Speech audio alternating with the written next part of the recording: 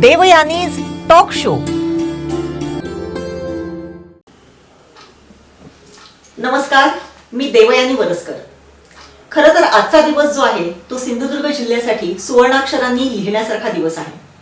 आज आपल्या सिंधुदुर्ग जिल्ह्यातल्या कुडाळ तालुक्यातील माणगाव या एका छोट्याशा गावातल्या सुपुत्राने एक क्रांती केलेली आहे. त्याला मिळालेला आहे नौदलाचा the chief of the naval staff commendation हे पदक. खरं तर हे एक प्रेस्टिजियस पदक आहे आणि माणगावमध्ये मराठी शाळेत शिकून एका मुलाने केलेली ही जी काही प्रगती आहे ती खरंच स्पृहणीय आहे. आज आपण आलो आहोत त्यांच्याच घरी. आज आपण त्यांच्या आई वडिलांकडून जाणून घेणार आहोत खरंच सूरजची ही जी काही त्यांनी उपज केली किंवा त्याला जे काही वाढवलं ते कशा पद्धतीने वाढवलं आणि इतक्या पुरस्कारापर्यंत तो जो काही गेलेला आहे त्याचं हे जे काही त्यांनी त्याला शिक्षण दिलेलं आहे ते कशा पद्धतीने दिलेलं आहे. नमस्कार. नमस्कार. आपल्या बरोबर आहेत सूरजचे बाबा ॲडव्होकेट जयसिंग वारंग. हे आता वकिली करतात. याच्यापूर्वी ते सरकारी खात्यामध्ये काम करत होते आणि त्यांची वकिली आता त्यांनी सनद घेऊन सुरू केलेली आहे. आणि त्यांची आई आहे त्या प्राथमिक शिक्षिका आहेत स्वप्नाली वारंग. त्या देखील सिंधुदुर्ग जिल्ह्यामध्ये प्राथमिक शिक्षिका म्हणून काम करतात. खरं तर मी पहिल्यांदा तुम्हा दोघांचं मनपूर्वक अभिनंदन करते की सूरजने हे जे काही एक अचिव्हमेंट त्याची आहे ती खरंच तुमच्यासाठी एक फार चांगली आणि भाग्याचा दिवस आहे आज तुमच्यासाठी. मला एक सांगा, आज सूरज आपल्यामध्ये सहभागी होऊ शकत नाही खरं म्हणजे आपल्याबरोबर असायला पाहिजे होता. त्याचं कारण काय आहे? त्याचं IIT कानपूरसाठी सिलेक्शन झालं डिपार्टमेंटली. त्याच्यामुळे तो सध्या कानपूरच्या त्या IIT याच्यामध्ये प्रशिक्षण 2 वर्षाचं प्रशिक्षण आहे. त्याच्यामुळे तिथे तो स्पेशलायझेशन एरोडायनामिक स्पेशलायझेशनमध्ये तो तिथं हे करतो. त्याच्यामुळे तिथं तो आहे. त्याच्यामुळे आज तो इथं उपस्थित नाही. सूरजची आई ही मुख्याध्यापिका आहे. सिंधुदुर्ग जिल्ह्यामध्ये त्या शिक्षिका म्हणून काम करतात. खरं तर बाबांनी सांगितले की सूरजचे पाय पाळण्यात म्हणजे तेव्हापासून त्याचं हे दिसत होतं की कसं मोडतोड कंपनी प्रायव्हेट लिमिटेड होती की कसे तोडायचं जोडायचं हे तेव्हापासूनच होतं. तुम्ही एक आई म्हणून जेव्हा त्याचं संगोपन करत होता तेव्हा तुम्हाला त्याचे काय गुण दिसलेले? खरं सांगायचं तर तो अगदीच छोटा होता. 6 वर्षाचा होता.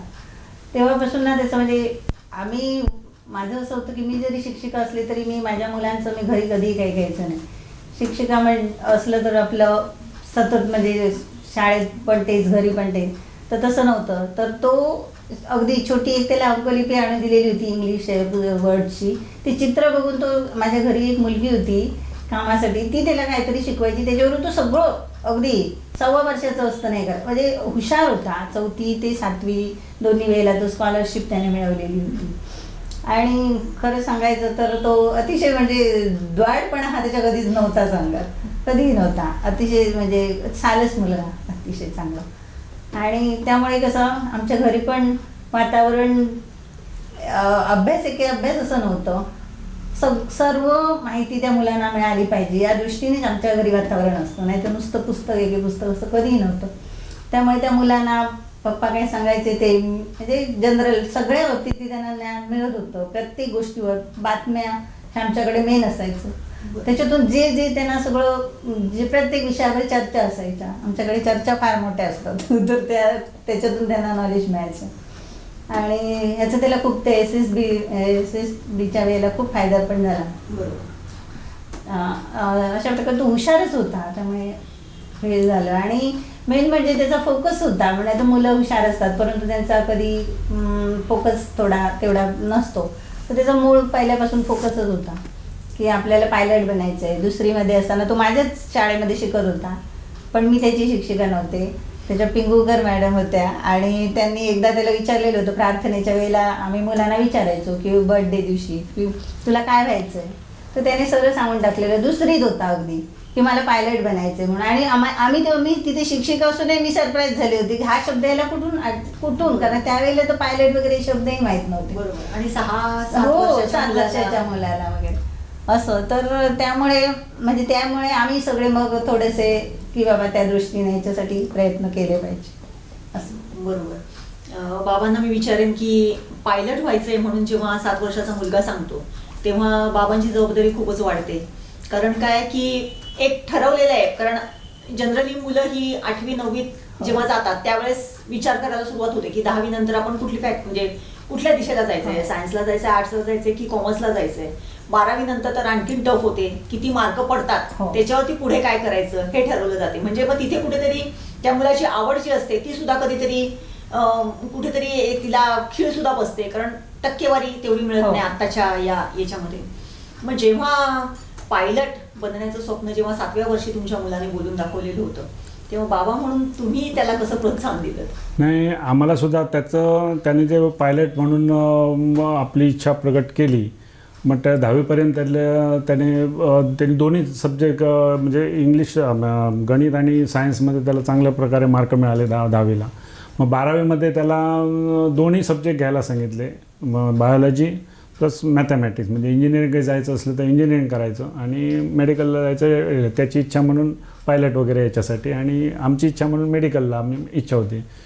मग शेवटी त्याने पायलट म्हटल्यानंतर आम्ही खर्चाचा विषय यायला लागला म्हणून आम्ही खर्चाचा अंदाज घ्यायला लागलो. तर अंदाज घेता घेता समजलं की पायलट बनायचं म्हणजे ट्रेनिंगसाठी कमीत ते 30-35 लाख रुपये लागणार. म्हणून आम्ही स्वतः स्टेट बँकेमध्ये सुद्धा गेलो, लोनचं सगळं बघितलं आणि त्याला आम्ही पुन्हा घरी आल्यानंतर त्याला सांगितलं की बा असं असं आहे, 30-35 लाख रुपयाचा खर्च आहे. आम्ही जरी नोकरदार असलो तरी ते करून सगळं पुन्हा बाकीचं सगळं करायचं. मग त्यानेच ते विषय स्टॉप केला. तो म्हणाला पप्पा तुम्ही काय ठरवाल त्याप्रमाणे मी हे करेन म्हणून. पण त्याची इच्छा जी सुप्त होती ती आम्हाला त्याला पुरीच करायची होती. पायलट जरी नाही जमलं तरी त्याच्या अनुषंगाने, विमानाच्या अनुषंगाने काय जमेल ते आपण करायचं म्हणून. मग 12वीला त्याने दोन्ही आम्ही सब्जेक्ट ठेवले, मॅथमॅटिक्स आणि बायोलॉजी, म्हणजे दोन्हीकडे आम्हाला हे करायचं म्हणून. आणि त्याला डी.वाय. पाटील कॉलेजची हे होती, परीक्षा होती. त्या परीक्षेमध्ये त्याला मेडिकलला ॲडमिशन मिळायला लागली. मग त्या दृष्टीने आम्ही गेलो सुद्धा तिथे डी.वाय. पाटीलला. तिथं गेल्यानंतर 11th आवरला त्याने सांगितलं पप्पा मला मेडिकलला जायचं नाही. 11th आवरला पैसे घेऊन वगैरे सगळं आम्ही हे करून गेलेलो, व्यवस्था करून गेलेलो, मेडिकलला जायचं. आणि तिथंच आम्ही गेल्यानंतर पुण्याच्या एका कॉलेजची ॲडव्हर्टाईज आली होती की एरोनॉटिकल इंजिनिअरचं हे आलं होतं. दोघांनी आम्ही ठरवलं अरे बाबा एरोनॉटिकल, ह्याने वाचली होती ती जाहिरात. तो म्हणाला नाही मी मेडिकलला जाणार नाही आणि उद्या तुम्ही म्हणाल की मेडिकलला गेल्यानंतर ह्याने जमवलं नाही सगळं हे, तर तो म्हणाला ठीक आहे मग तिथूनच आम्ही पुण्याला गेलो, कॉलेजला ॲडमिशन घेतलं.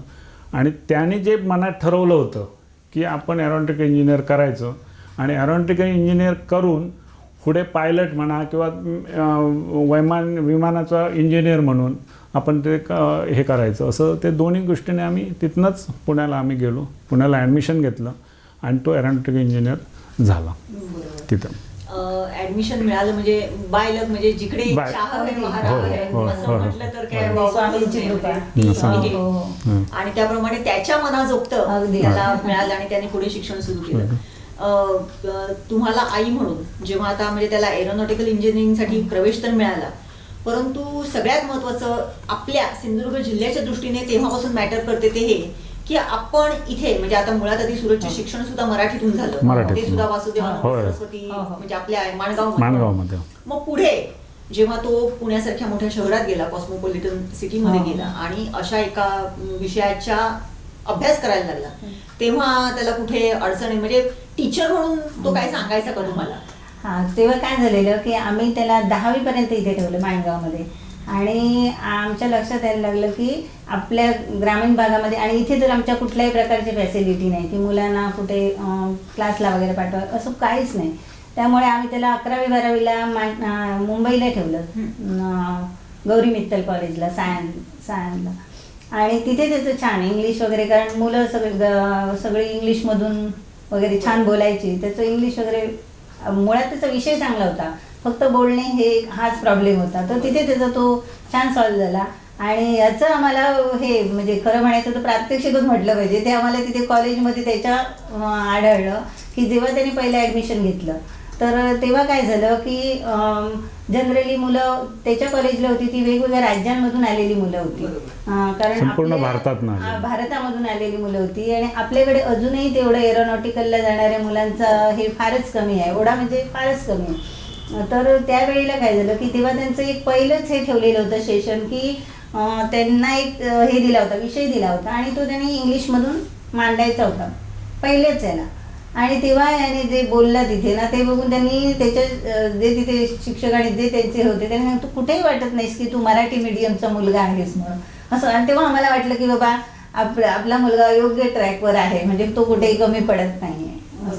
नक्कीच. आणि तो आत्मविश्वास हो, आणि त्याच्यामध्ये. त्याची जिद्द, हो, हो. त्यामुळे ते जास्ती साध्य झालं असं म्हटलं तर हो. ठीक ठरेल. बाबांना मी विचारेल पुन्हा की झालं एरोनॉटिकल इंजिनिअरिंगला ऍडमिशन मिळालं, परंतु नेव्हीकडे वळण्याचा हा जो काही हे आहे हे कसं काय आहे त्याला? ग्रॅज्युएशन झाल्यानंतर बीटेक एरोनॉटिकल झाला त्याच्या पूर्वीपासून त्यांनी आपल्या मनात पक्की तयारी करून ठेवलेली होती की फर्स्ट इयरपासून आपण त्या दृष्टीने म्हणजे कॉम्पिटिशन एक्झामिनेशनच्या दृष्टीने, डिफेन्समध्ये जाण्याच्या दृष्टीने, अशा दृष्टीने त्यांनी प्रयत्न म्हणजे पहिल्यापासून सुरुवात केलेली होती. त्याच्यामुळे काय झालं, तर पहिल्यापासून सुरू केल्यामुळे ज्यावेळी तो ग्रॅज्युएट होण्यापूर्वीच एफकॅट म्हणजे एअरफोर्सची परीक्षा असते ती आणि CDS कॉमन डिफेन्स एक्झामिनेशन जे असते, सिलेक्शन एक्झामिनेशन असते ती, त्या दोन्हीची तयारी केली आणि मी त्याला दोन्ही परीक्षांना बसवलं. म्हणजे त्यावेळेला की ह्याला डिफेन्समध्येच जायचं आहे, एफकॅट म्हटल्यानंतर एअरफोर्समध्ये जायचं आहे, म्हणजे त्याची इच्छा काही पुरी होऊ शकेल. मग त्या दृष्टीने आम्ही सुद्धा एफकॅट परीक्षा तो पास झाला आणि एक कॅम्पस इंटरव्ह्यू होती त्यांची, SSB सारखीच इंटरव्ह्यू असते की पायलटसाठीची इंटरव्ह्यू असते ती, स्पेशल पायलटसाठी त्यावेळी त्यांनी इंटरव्ह्यू घेतलेले होते, पुण्याला झालेली होती ती.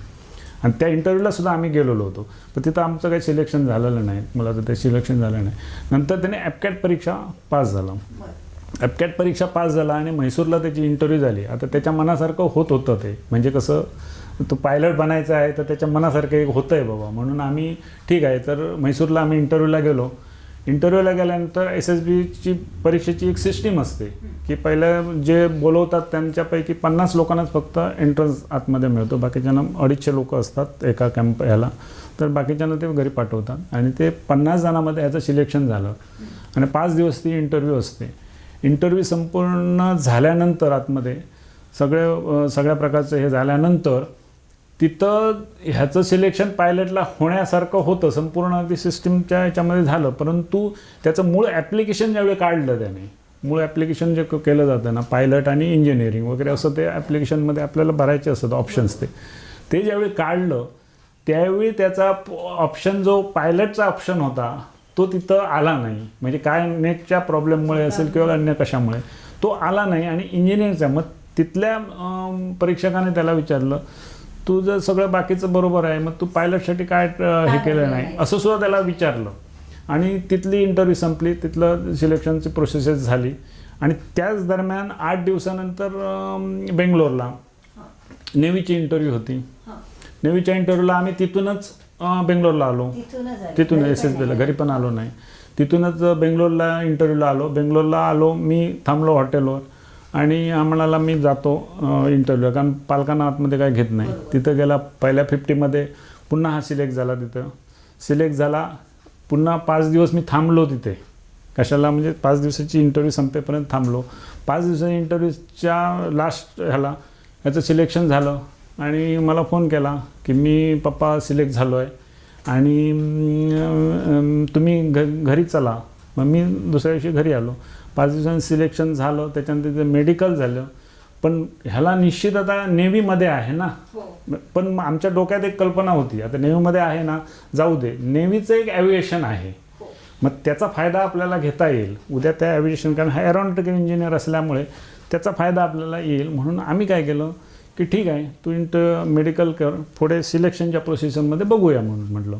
आणि तिथं तो सिलेक्ट झाला, मेडिकलला फिट झाला आणि मेडिकल फिट होऊन तो त्याचं सिलेक्शन इजमलला, तिथं ते 1 वर्षाचं ट्रेनिंग असतं, त्याचं सिलेक्शन झाला. तो इथं आला, 1 दिवस राहिला, 2 दिवस राहिला, ताबडतोब ट्रेनिंगला हजर झाला NIA इजमलला. इथून तिथून कुठून तरी तिथे डिफेन्स मध्ये जायचं जायचं. किंवा विमानाच्या संबंधातल्या संबंधित असलेल्या इथे जायचं बरोबर. ते कुठेतरी तो मार्ग त्याला ओपन ते झालं open झालं ओपन आणि झालं त्या म्हणजे युद्धनौका ज्या असतात हा. त्याच्यावरती ज्या काही हा. विमानं असतात हम्म. त्याच्यासाठी त्याच्यात सुद्धा काम करण्याची संधी संधी मिळणं मिळू फार शकते. बरोबर. मोठं हे आहे. हम्म. आता जेव्हा युद्धनौकेवरच्या विमानांच्या संदर्भातला कामाचा जेव्हा विषय आला तेव्हा म्हणजे आपल्याकडे कसं बघितलं जाते की कुठलेही डिफेन्सच्या ह्याच्यामध्ये गेल्यानंतर मुलंही लांब जातात आपल्यापासून, हो. कित्येक वर्ष येत नाहीत. आणि नेव्ही म्हटलं तर मग काय म्हणजे एक असाच असतो की ते बोटीवरती गेले की बोटी- 6 महिने येऊ येऊ शकत नाही. हम्म. 7 महिने वर्षभर बरं. वर्षभरानंतर हा. येणार. हम्म. मग आई म्हणून कुठे मन थोडंसं कचरलं. कसं त्याच्या बाबतीत काय झालं माहिती, त्याच्या बाबतीत लकचा खूप मोठा भाग आहे की आम्ही जेव्हा त्याचं सिलेक्शन झालं त्याचं ट्रेनिंगपासूनच सुरू झालं की त्याचं ट्रेनिंग पण त्याचं मुंबईला होतं ॲक्च्युली. आणि म्हणजे जे त्याला एक वेगळा हे मिळालेला होता तेव्हा एव्हिएशन मिळाला नव्हता. आणि आम्ही तिथून निघालो, त्याचं हे झालं कमिशन झालं, आम्ही केरळवरून निघालो आणि अगदी अर्ध्या वाटेत पण आलो नसू आणि आम्हाला असा फोन आला की त्याचं एव्हिएशनला सिलेक्शन झालं आहे आणि त्यांनी ताबडतोब दुसऱ्या दिवशीच इझेमल्लाला जायचं आहे म्हणून. अशा प्रकारे म्हणजे त्याचं भाग म्हणजे काय म्हणतात ती इच्छाशक्ती पण जबरदस्त आणि त्यामुळे त्याला जणू काय ते मिळत गेलं. आणि त्याच्यामध्ये आम्ही आधी तिकडे याचं SSBला जायच्या आधी ना आम्ही त्याच्यासाठी एकच फक्त 8 दिवसाचा एक कोर्स दिला होता. त्याची सगळी त्यांनी तयारी स्वतः केली आहे. त्याचं वैशिष्ट्य आहे म्हणजे आम्ही कुठेही कुठल्याही त्याला ट्रेनिंगला किंवा कुठेही नाही, त्यांनी स्वतः अभ्यास फक्त BTech होऊन आला आणि तो 4 महिने खाली आपला एकटा बसून अभ्यास करायचा. सो कुठल्याही कोणाची हे नाही, फक्त कॉम्प्युटर आणि आपण एवढंच. आणि त्याच्यामध्ये फक्त त्याला इंटरव्ह्यू कशी द्यायची, कारण त्यांची 5 दिवस इंटरव्ह्यू चालते, त्यामुळे तिथे नक्की काय होतं याच्यासाठी फक्त आम्ही 8 दिवस त्याला पुण्याला हे केलं होतं, ट्रेनिंगला पाठवलं होतं. तर तिथे जे घेणारे होते ना त्यांनी पहिलेच त्याच्यात सांगितलं होतं की तुझं सिलेक्शन होणारच म्हणून. तू कुठेही जरी SSBला गेलास तरी तुझं सिलेक्शन होणार, कारण त्याचं जे नॉलेज होतं ते त्यांनी तपासलं होतं आणि त्याच्यावरून त्याला सांगितलेलं होतं. बरोबर. त्यामुळे आम्ही पूर्ण कॉन्फिडन्स होता आम्हाला की आमच्या मुलाच्या बाबतीत की तो कसं स्वतः करणारा होता, म्हणजे पडत पंडित नव्हता, बरोबर. स्वतः करणारा होता. बरोबर. आणि की आता हे झालं, सिलेक्शन झालं, इजमलला तो गेला, त्याच्यानंतर त्याने तिथे ट्रेनिंग घेतलं असेल. परंतु म्हणजे युद्धनौकेवरती म्हणजे MiG-29K हे जी काही विमानं असतात त्यांच्या संदर्भातलं त्याचं काहीतरी स्पेशलायझेशन आहे आणि त्याच्यामध्ये त्याने जे काही प्रावीण्य किंवा त्याच्यासाठी त्याने जे काही काम केलेलं आहे त्याच्यासाठी त्याला हे मेडल सुद्धा आज पदक मिळालेलं आहे. त्या संदर्भात हां, मुळात ज्यावेळी इजमल्लाला सिलेक्शन होतं ते संपूर्ण क्रायटेरिया कसा असतो, मेरिट बेसिसवर असतो. मेरिट बेसिस असतं आणि त्यांचं कोणत्या क्षेत्रामध्ये इंजिनिअरिंग आहे ह्याच्या दृष्टीने, म्हणजे त्याच्यामध्ये कसं असतं एव्हिएशन, शिप आणि तुमचं पाणबुडीचं असं 3 सेक्शनमध्ये त्यांना डिस्ट्रीब्यूट केलं जातं. आणि मेरिट बेसवर काय झालं, हा एरोनॉटिकल इंजिनियर असल्यामुळे, मुलगा एरोनॉटिकल इंजिनियर असल्यामुळे त्याचं एव्हिएशनमध्ये सिलेक्शन झालं आणि प्रत्येकाचं सिलेक्शन होत असं त्याप्रमाणे गेलं. आणि एव्हिएशन सिलेक्शन झाल्यानंतर त्याचं ट्रेनिंग पूर्ण झाल्यानंतर NIT म्हणून कोचीला त्यांचं स्पेशलायझेशनचं ट्रेनिंग असतं, ते 2 वर्षाचं. म्हणजे एरोनॉटिकलचं हे असल्यामुळे त्याला तिथं प्रशिक्षण 2 वर्षाचं मिळालं.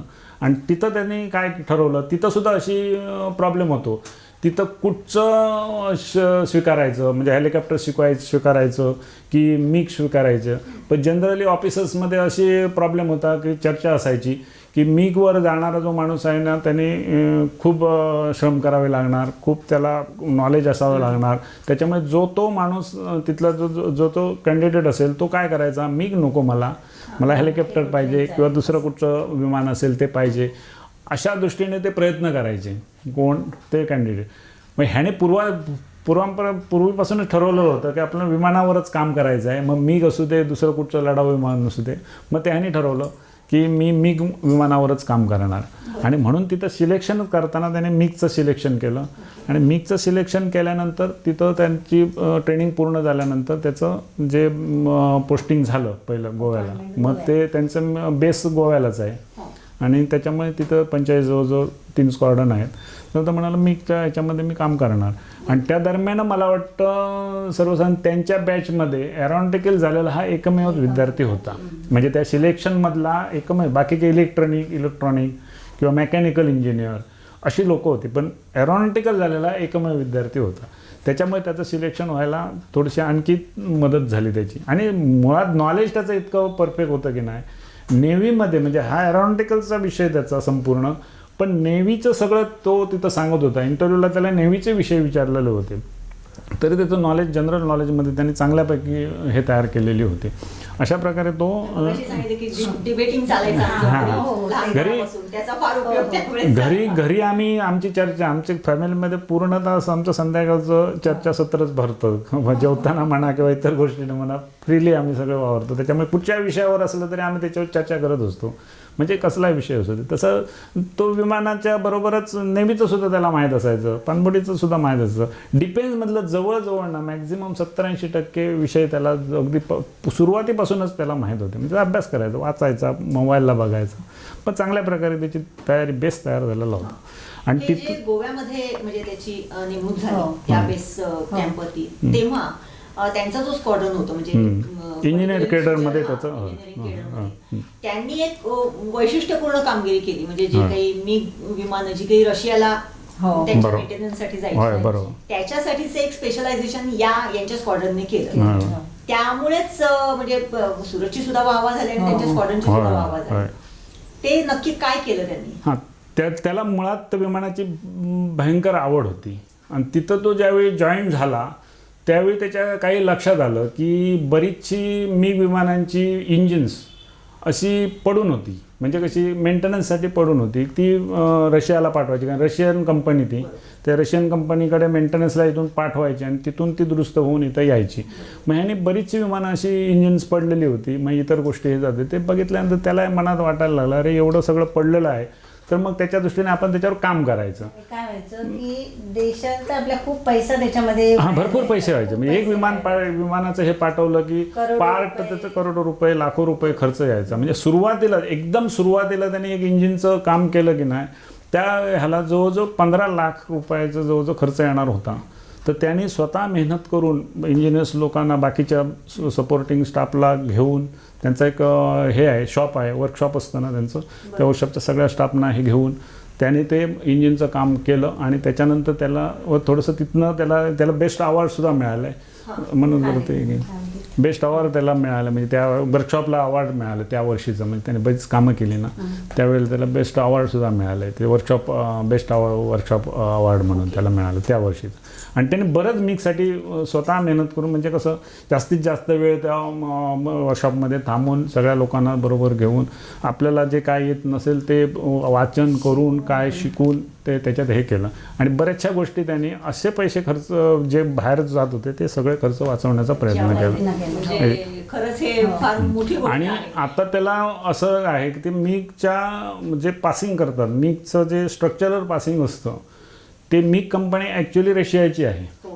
मग आता एकमेव हा असा माणूस आहे, म्हणजे इंजिनियर आहे, म्हणजे त्यावेळी त्या बॅचचा एकमेव इंजिनियर आहे मिगसाठीचा, की रशियन कंपनीने त्याला मिग विमानाच्या स्ट्रक्चरल पासिंगचं सर्टिफिकेशन देऊन टाकलं की तुम्ही स्वतः करू शकतो.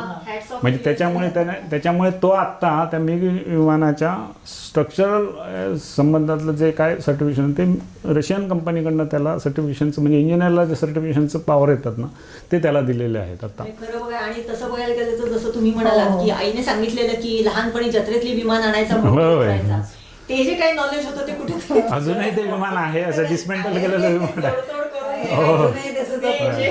ते सगळ्यांचे पाठ एकत्र करून त्याने जे काही केलेलं आहे ते खरंच म्हणजे. आणि त्यांचे सिनियर ऑफिसरने त्याची पाठही थोपवटलेली आहे असं नाही, त्याला चांगलं चेअरअप केलेलं आहे आणि त्याचा त्याला फायदा झालेला आहे. म्हणजे चांगल्यापैकी केलेला, सिनियर पण चांगल्यापैकी त्याला